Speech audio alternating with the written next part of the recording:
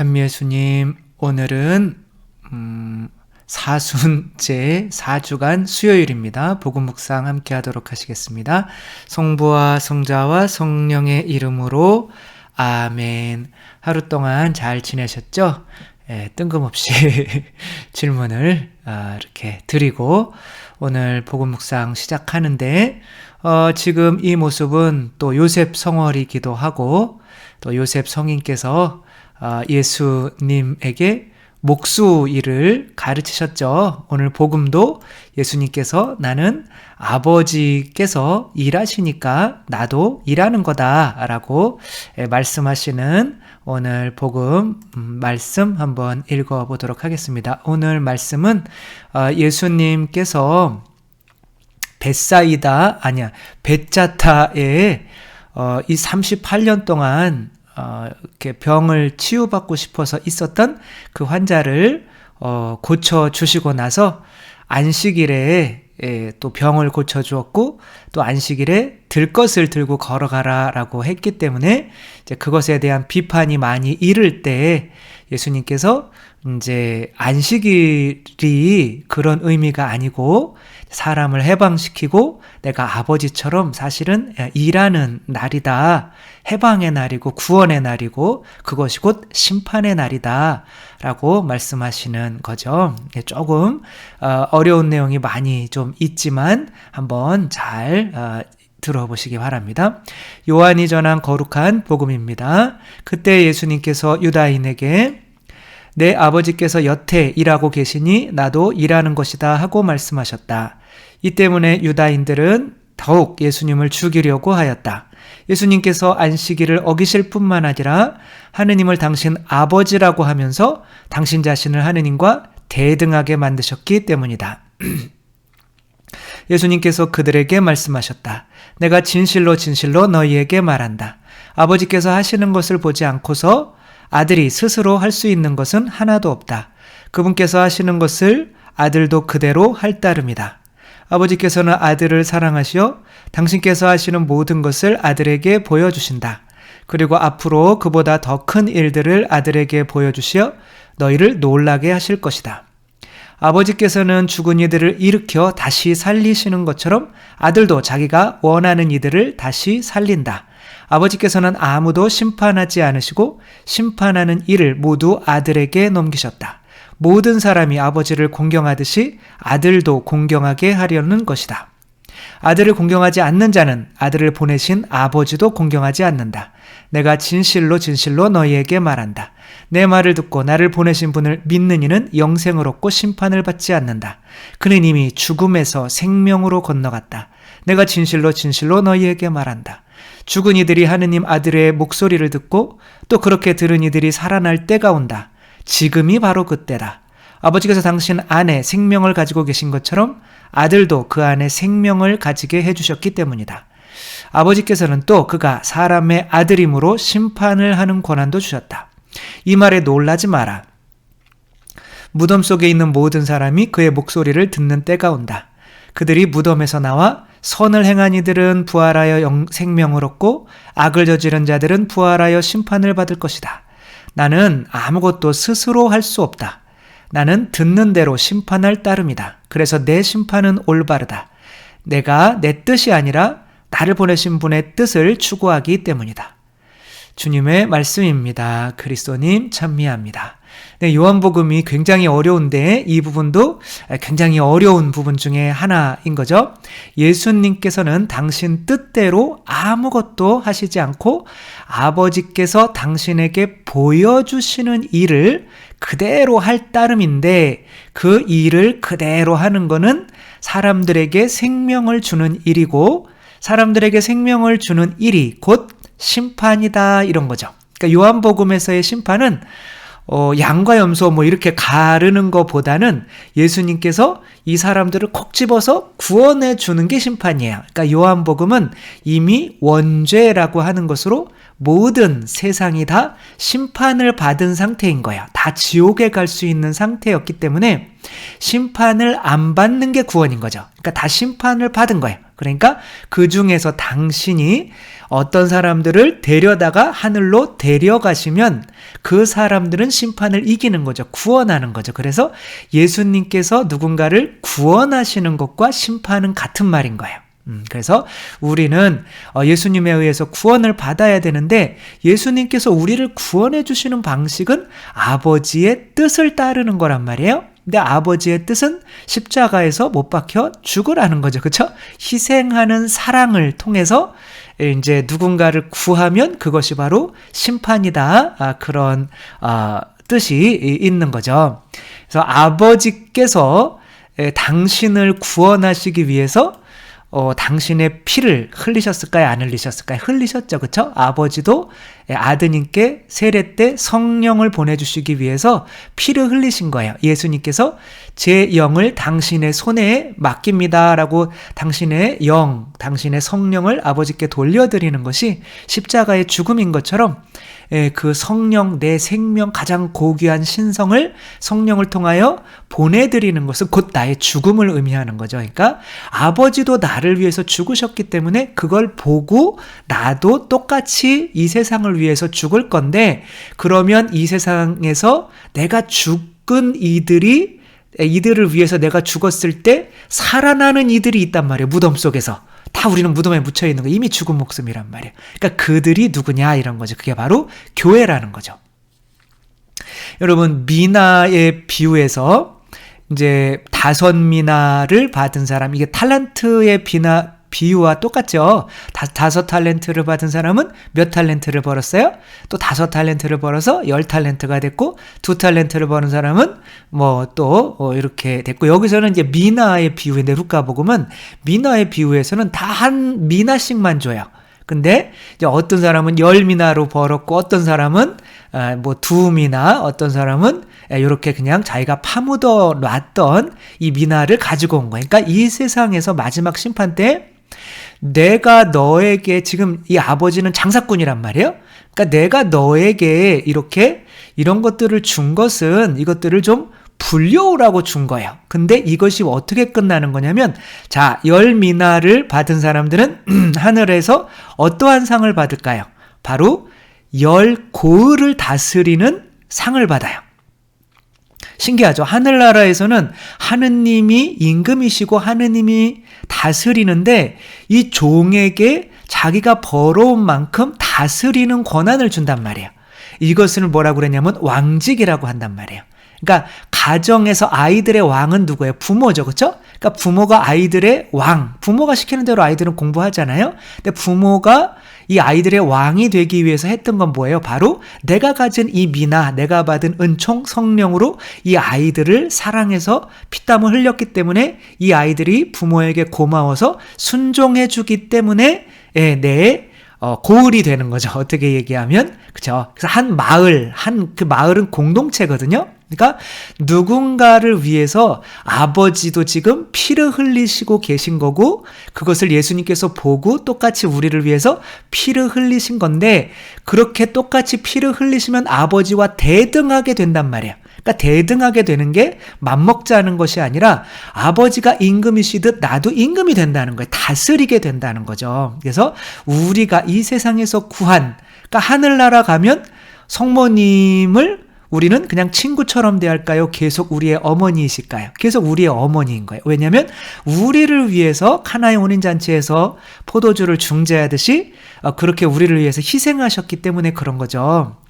그런 것처럼 이 세상에서 우리가 해고 가야 되는 거는 더 많은 고을, 내가 피를 흘려서 내가 지배할 수 있는, 어떻게 보면 내 뜻을 따라줄 수 있는 더 많은 고을을 내가 만들어 놓고 가야 되는 거죠.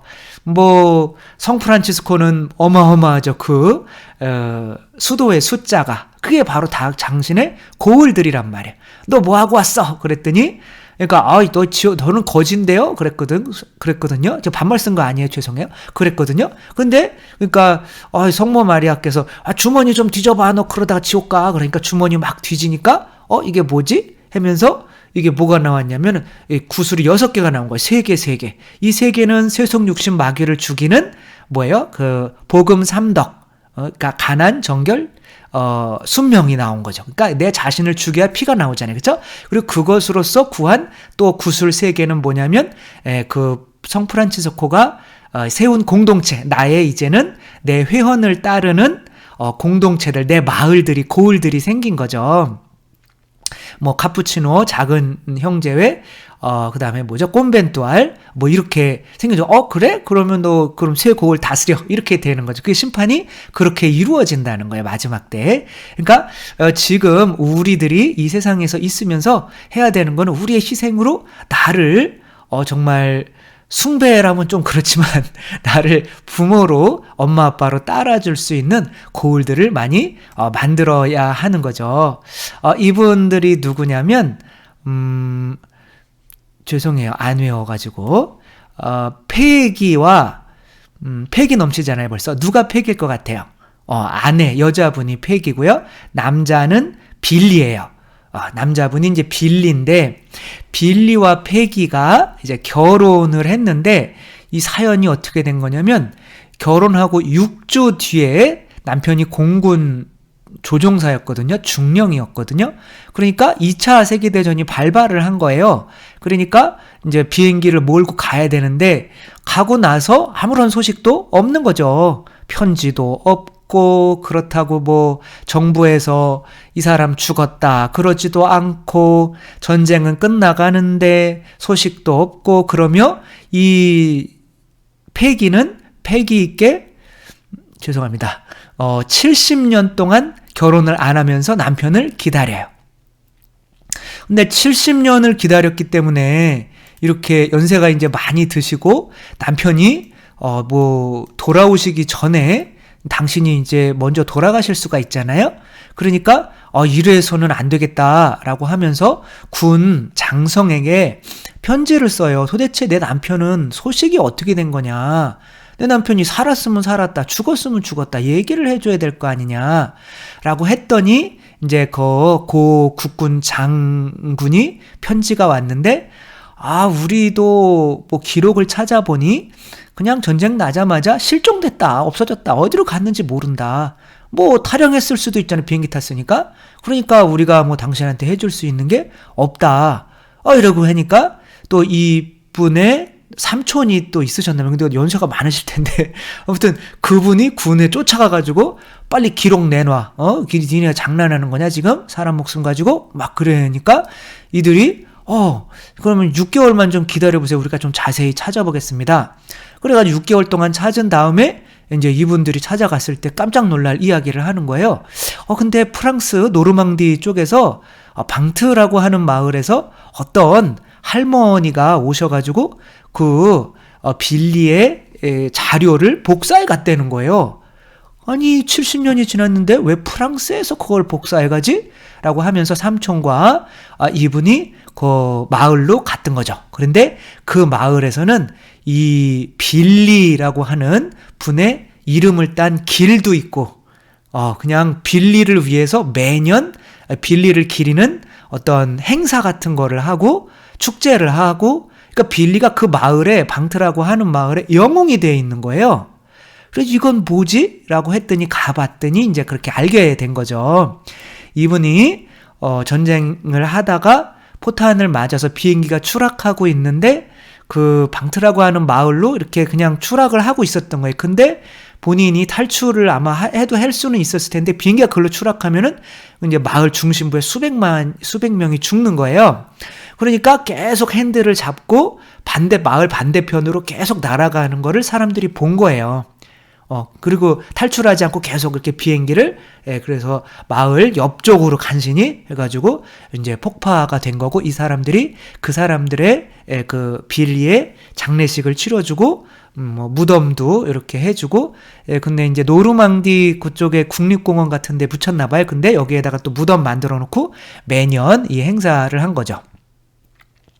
아마 이쪽에 계신 머리 하얗신 분이 이제 그분, 이제 아내분 같은데, 그러니까 이분이 온다니까 이 마을에서 그냥 난리가 난 거예요. 막 행사, 막 다 그때 있었던 분들이 그냥 다 옷 입고 막 빵빠레 불고 아내잖아요. 자기 마을 사람들과. 자기 가족들을 구해준 그 분의 아내가 70년 만에 찾아온 거죠. 그러니까 이 아내는 그것도 모르고 이제 70년 동안 그렇게 기다려온 남편이 한 마을을 구했고 거기서는 영웅이 되어 있었고 이렇게 못 돌아온 이유가 있었구나라고 하면서 어떤 회한의 눈물을 끊임없이 이제 흘리셨다라고 하는 내용이 이제 유튜브에 있죠. 그 포크포크라고 하는 유튜브에 나와 있는데 조회수가 550만이 넘는 아주 감동적인 이야기인 거죠. 자, 그분은 이 세상에서 뭐 탈출을 해서 자기는 살고 이 마을 사람들 뭐 죽여도 근데 이제 살면서 조금 마음이 편안하지는 않겠죠. 근데 이제 그것을 선택을 한 거죠. 자기가 죽으면서 비행기를 끝까지 틀어가지고 그 마을로 떨어지지 않게 만든 거죠. 그러니까 이 사람들은 그 빌리라고 하는 그 사람의 아내가 시키는 일까지 다 할 거 아니에요. 이분이 왔는데 막 환영하고 막 난린 거예요. 그러니까 이 분들의 이 고을은 지금 이 빌리와 그 아내의 마을이 된 거죠. 하늘나라에서는 이 고을을 다스릴 수 있는 사람이 된 거죠. 그 떨어지는 순간에 있겠죠. 그쵸? 내 자아의 뜻과 넌 살아야 돼. 너는 생존, 내 자아의 생존 욕구와 또 예수님의 뜻, 너는 죽어야 돼. 저들을 위해서 죽어야 돼. 이런 뜻이 있겠죠. 그러나 내가 예수 그리스도를 보고 있었다면 예수 그리스도의 뜻대로 이렇게 했겠죠. 그러면 지금은 죽더라도 하늘나라에서 이렇게 고을을 차지하고 살 수가 있게 되는 거죠. 예수님께서는 아버지께서 완전하신 것처럼 너희도 완전하게 되어라 이렇게 말씀을 하셔요. 근데 아버지께서 완전하신 것처럼 우리가 어떻게 완전해져? 이렇게 하면 안 되는 거죠. 그렇죠? 그러니까 완전해질 수가 없었다면 완전해지라고 하지는 않죠. 안 그런가요? 여러분 자녀로 맞아들인다는 거는 자 여러분은 이 개에게 나를 닮아라 그러겠어요. 이 딸에게 나를 닮으라고 그랬어요. 그쵸? 자, 나를 닮아라고 하면서 내가 하는 거를 보여주겠죠. 그쵸? 그러니까 예수님처럼 우리가 똑같이 하느님처럼 완전해질 수가 있으니까 하라고 하는 거죠. 그쵸? 그러니까 우리들은 예수님처럼 할 수 있단 말이에요. 베드로처럼 물 위로 뛰어내려야 된단 말이에요. 그래야 고을을 만들 수 있고 하늘나라 가서 그냥 내가 파묻어놨던 한 미나만 내밀면서 죄송합니다. 그냥 나만을 위해서 살았습니다. 이렇게 하면 쫓겨난단 말이에요. 그렇게 하면은 안 되겠죠. 예수님께서 하늘나라에서 이 교회의 공동체를 다스릴 수 있으셨던 것은 인간으로서 어떻게 살아야만 하늘나라에서 아버지처럼 동등하지는 않겠지만 그래도 아버지처럼 될 수가 있는 거죠. 사람들을 다스리며 살 수가 있는 거죠. 그걸 이제 왕직인 건데 이게 예수님 말씀 마지막으로 읽어드리며 예수님께서 우리가 뭘 본받기를 원하시는지 한번 읽어드리겠습니다. 내가 진실로 너희에게 말한다. 오늘 복음이었죠. 아버지께서 하시는 것을 보지 않고서 아들이 스스로 할 수 있는 것은 하나도 없다. 그러니까 내 뜻이 아니라 아버지 뜻대로만 한다는 거예요. 그러니까 우리는 뭐예요? 우리도 내 뜻이 아니라 예수님 뜻대로만 해야 되는 거예요. 그러니까 내가 너희를 사랑한 것처럼. 그러니까 뭐예요? 예수님이 십자가에 못 박혀서 우리를 위해서 피를 흘려주셨죠. 그렇죠? 그거밖에 없는 거죠. 호랑이가 될 것인지 군고구마가 될 것인지 내가 살아있으면 누군가를 위해서 도움이 안 돼요. 내가 죽어야 누군가에게 양식이 되는 거죠. 그분께서 하시는 것을 아들도 그대로 할 따름이다. 아버지께서는 아들을 사랑하시어 당신께서 하시는 모든 것을 아들에게 보여주신다. 그러니까 결국에는 하느님 아버지께서도 아드님을 위해서 십자가에 못 박히신 거예요. 왜냐하면 예수님이 못 박히셨다면 그것은 아버지께로부터 본 거거든요. 그러니까 우리도 이제 예수님께서 못 박히시는 걸 봤잖아요. 그러니까 우리도 누군가를 위해서 내 자신이 못 박혀서 군고구마가 돼서 그 사람들을 살리는 양식이 되어야만 그들이 먹고 깨닫고 그래서 살아서 나중에 하느님께 내가 들고 갈 수 있는 고울이 될 수 있고 마지막에 하늘나라에서 다스린다. 그 고울을 다스린다라고 하는 것은 나의 영광이 되는 거죠. 그래서 그때 한 고울 다스리는 사람이 있고 10고울 다스리는 사람이 있고 100고울 다스리는 사람이 있고 그 백골 다스리는 그 저기에서 이제 마당 쓰는 삼룡이와 같은 머슴이 있을 수가 있는 거고 하는 거는 이 세상에서 우리가 얼마나 누군가를 위해서 양식이 되고 희생을 했는지 예수님과 똑같이 했는지에 따라서 달린 거죠. 항상 예수님을 항상 내 눈앞에 두고 예수님께서 이 순간 어떻게 말하고 행동하고 생각하고 감정을 느끼는지를 항상 보고 그대로 따라서 할 수 있는 우리가 되었으면 좋겠습니다. 주님께서 여러분과 함께 전능하신 천주 성부와 성자와 성령께서는 여기 모인 모든 이에게 축복을 내리시어 길이 머물게 하소서. 주님과 함께 가서 복음을 전합시다. 하느님 감사합니다. 성부와 성자와 성령의 이름으로 아멘. 감사합니다. 사랑합니다.